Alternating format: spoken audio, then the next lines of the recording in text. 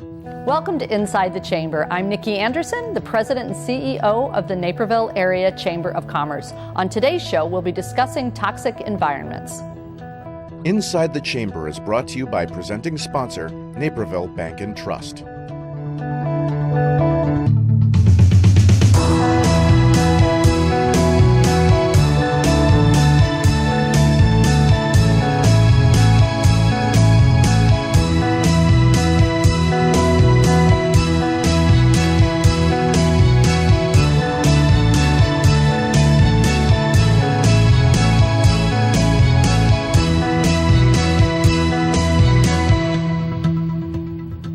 We've likely worked somewhere, and the environment was not conducive to healthy growth and collaboration. So today, we'll be meeting with business owners that have a deeper understanding of the damage a toxic environment can have.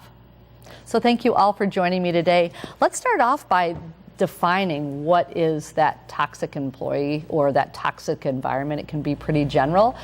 So Dr. Tews, I'll start with you.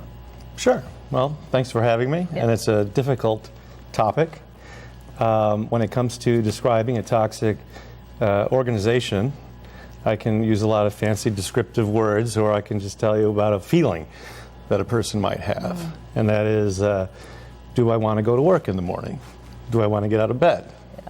And if I don't want to, why don't I want to go to work? Right. Is it the organization? Is it the people?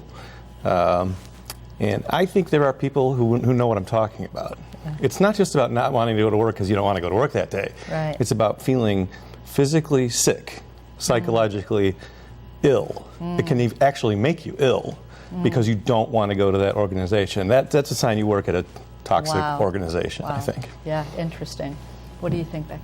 Yeah, there's a lot of different variables that can play into a toxic work environment. I think typically communication is faulty. Either there's not enough of it and people don't really know what's going on or where the organization is going, or it can go the other direction. The communication that does happen is just shaming and blaming instead of really going to the root of issues that are going on there.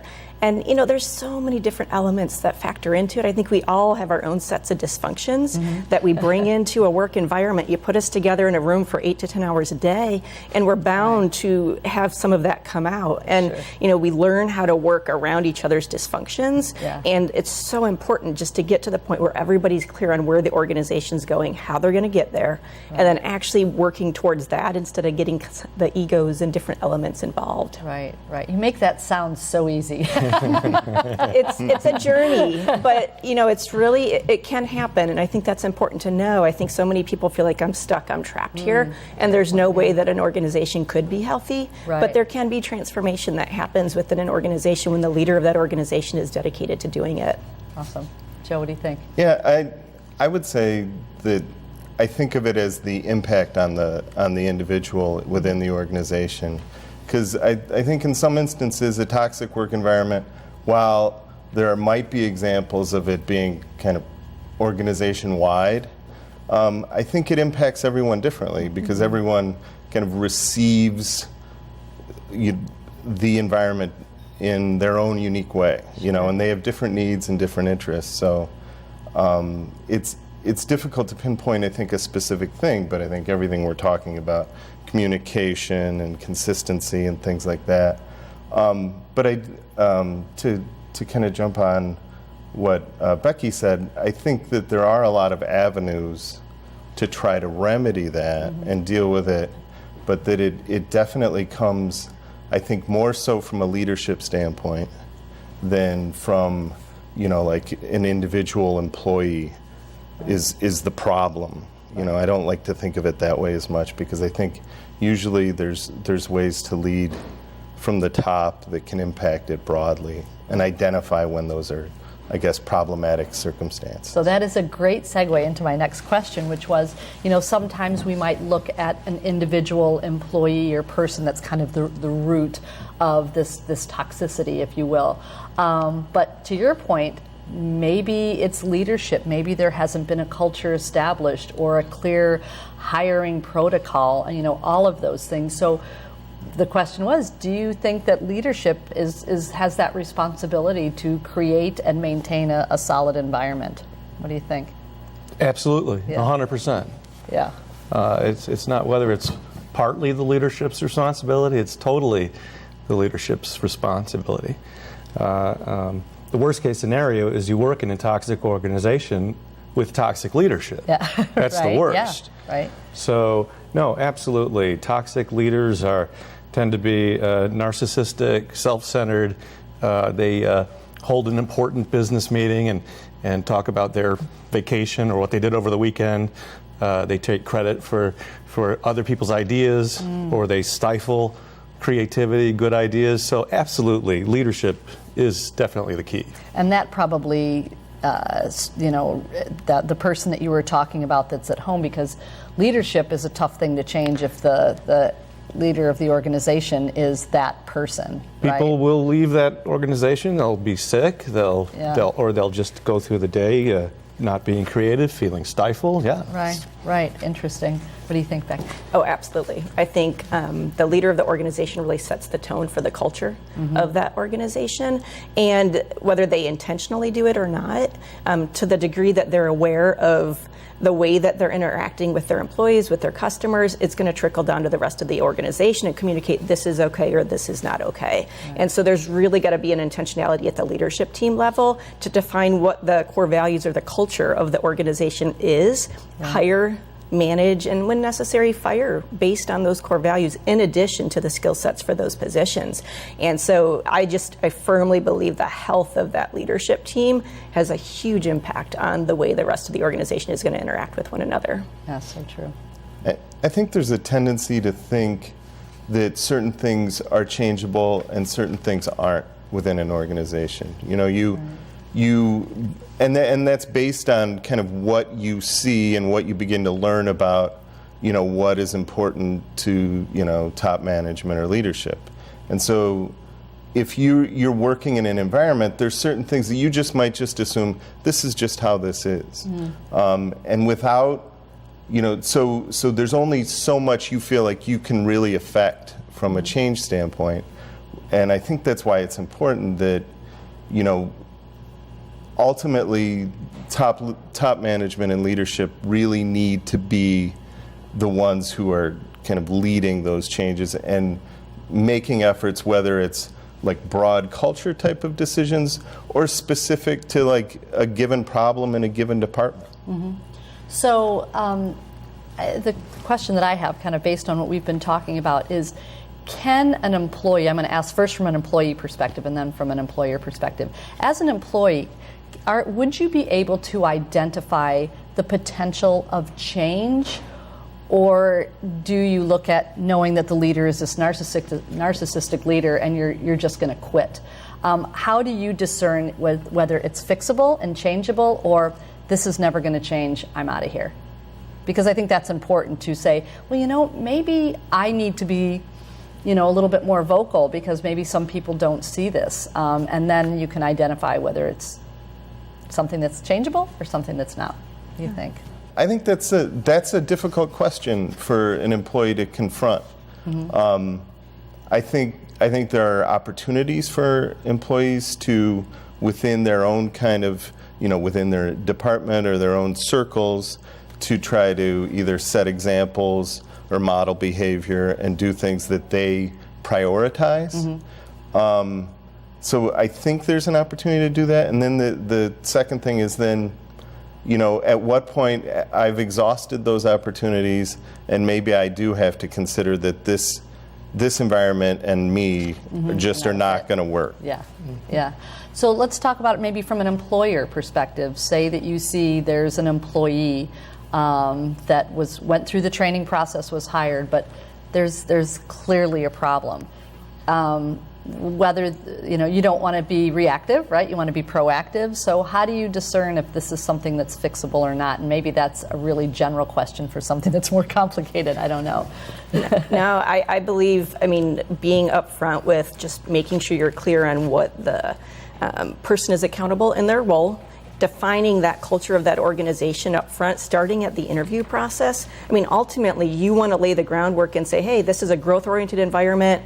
We're really motivated to, maybe quadruple our revenue. There's got to be a lot of hard work here, and you're kind of helping to shape that culture you're hoping some of those folks might self-select if that's not what they're interested in doing. But if they do get in that organization and you're realizing this just doesn't seem to be maybe a culture fit, it's having those conversations up front and just saying, hey, you know what, I'm a little bit concerned here. Here's where we're at. Here's where, I'm observing that you're at. I'm not sure if you're aware of that, but there's a gap here. What can we do to work together to see if we can fill in that gap? You have a number of those conversations, and if the realization is it's just you're on different pages, by then typically they know the direction those conversations are going, and they're likely going to find themselves exiting the organization without you even needing to step in. Great. So Dr. Tews, how do you approach that conversation, right? Well, I think prevention is the number one key. So the interview process, and then fortunately most companies have a probation period, because people can interview very well. They can answer all the right questions, look really good on paper, and then once they're in the position, their personality quirks, whatever they may be, if they're not all healthy, start to bubble up. So I say nip it in the bud. It has to be confronted immediately, and also gauging the mood of the other people in the organization. If it's a healthy organization, people will come to leadership and say, I don't know about this person working out. There's a big debate about interviewing with the team or without the team, et cetera. But whatever the case, during that probationary period, things are going to be either red flags or everyone's going to say this is a good fit and we're going to get along with this person's going to be an asset. But the minute, I think that's why we have probationary periods. As far as people who are already established in the organization, I have to bring up mental health, substance abuse, stress, other issues that a person might have going on in their individual life that may lead to the development of toxicity within the team. Such a good point. Such a good point, because it's a little bit deeper in some instances than we realize versus something as simple as a bad fit, right? And so that's fascinating. So we talk a little bit about the importance of training or the hiring process, the prevention piece of it when you're bringing somebody in. You said that sometimes they're a great interview. It's happened to me. They're great face to face, but then once they get caught up in the environment, it's like that honeymoon phase is over and it's like, oh my gosh. So is there a way to identify that early on, or is it, it just happens sometimes? I think during that interview process, you do your best to filter that out, but to your point, it doesn't always happen. And so when that person's role is clearly defined, you've got some measurables in place to determine, are they doing it or are they not? And, when you're analyzing, here's the core values we've documented as an organization, it does become fairly easy to take a look at saying, hey, here's the core values, here's where you're interacting with people and it's not matching, or here's the numbers that you're supposed to be meeting and you're not meeting them. It just becomes crystal clear at that point. That brings up the conversations that you need to have. And again, you're having those conversations with the opportunity. Maybe there is a need for some increased training for that person. Awesome. If not, and you continue to have those conversations, it may get to a point where you realize it's just not a good fit for the company and for the individual. Great insight. We're going to continue this conversation. We'll be right back. So we'll just keep chatting. So that was first half goes by fast. Naperville Bank and Trust has the expertise, knowledge, and experience to help you reach your business goals. We would prefer to work with somebody like Naperville Bank and Trust. They're engaged in the community, they're able to help meet our financial needs, they understand us as a business.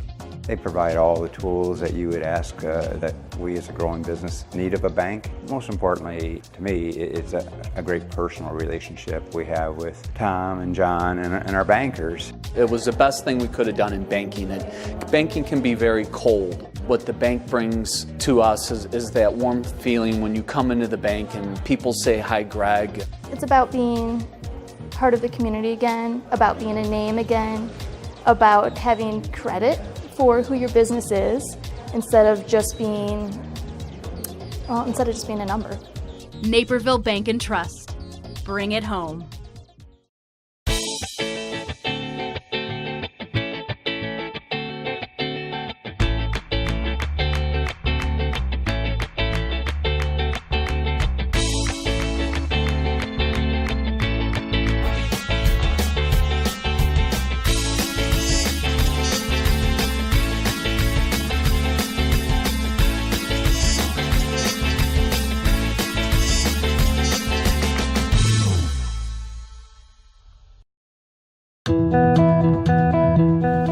So we've talked a little bit about when you have that employee that doesn't fit. It's just not a culture fit, and that perhaps is the reason for the toxicity in your environment. But what about the potential of maybe having an employee that has the ability or might have the ability to turn around? Is that possible, or has damage been done? Or I think so. I think there's a tendency sometimes, at least I've seen in organizations I've worked in or organizations I've come in to try to help, to maybe under-communicate initially about issues from a management perspective, and then when it's determined that there's a problem with a particular employee, that you kind of throw up your hands and say, well, there's nothing we can do. And I've been involved in facilitations for like small organizations where everyone sort of submitted what they thought were the biggest issues with the department as far as how it was functioning. And it all kind of centered on a particular kind of problem employee, right?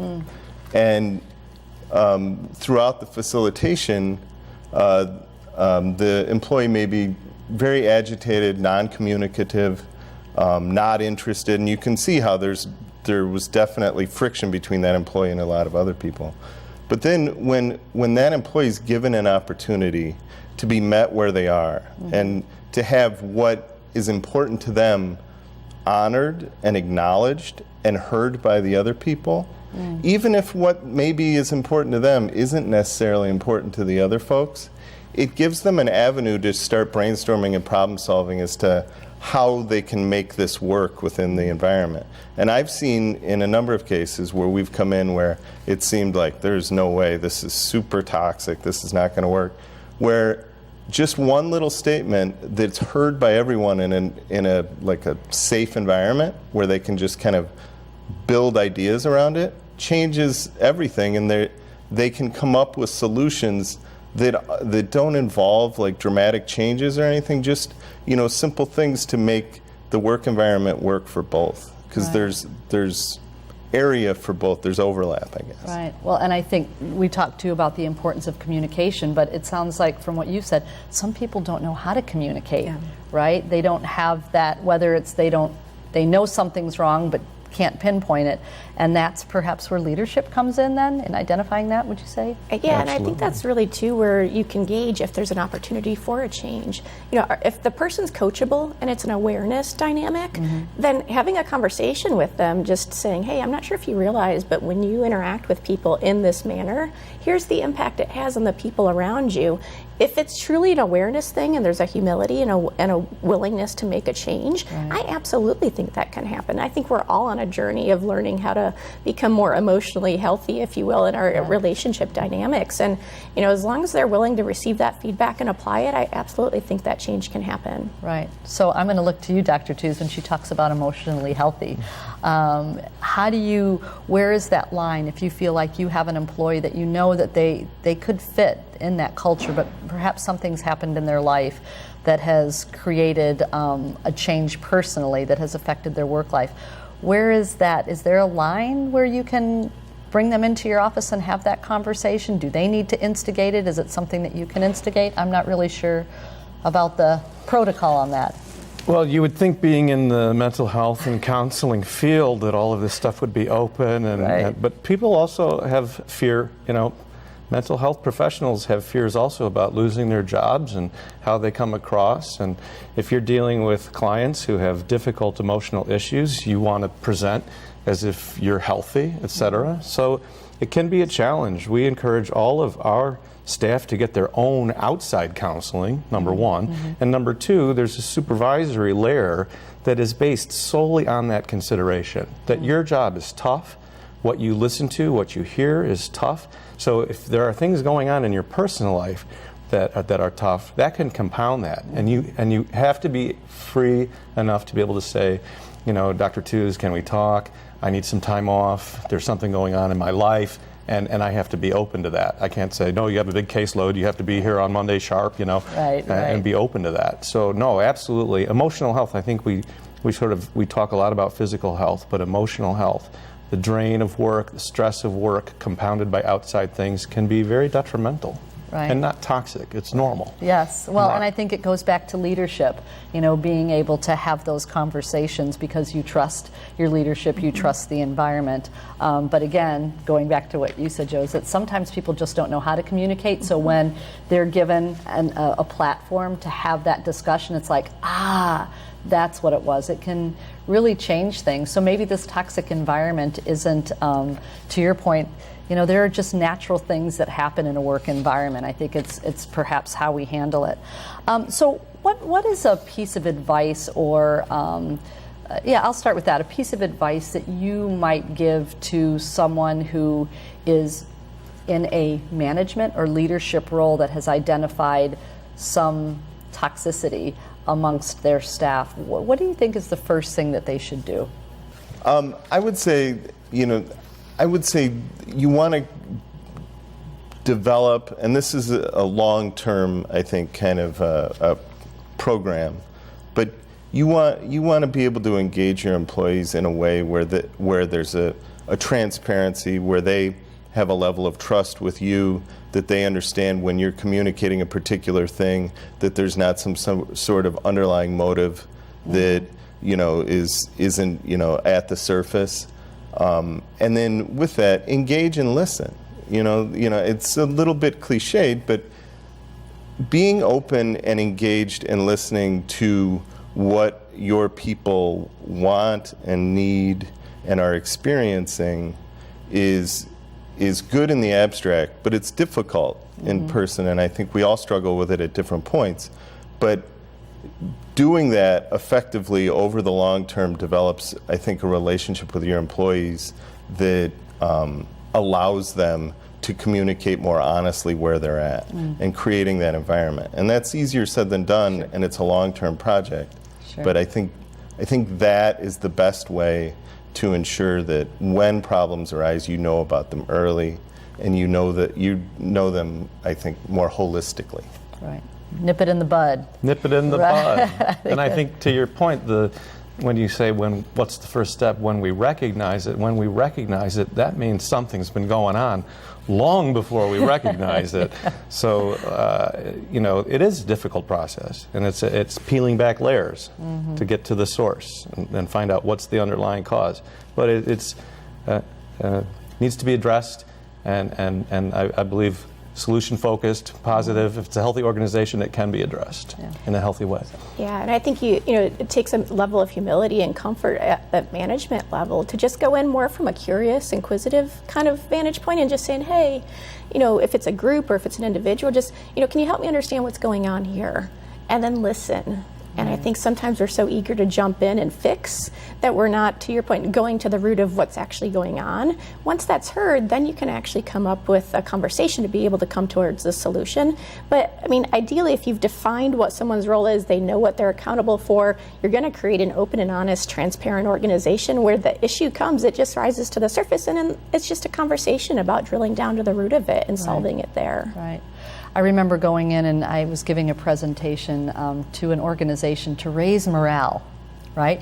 Because these people were just, they just needed some improvement in morale. And I remember, asking questions and went over to someone and she looked at me and she said, "Don't even start with me."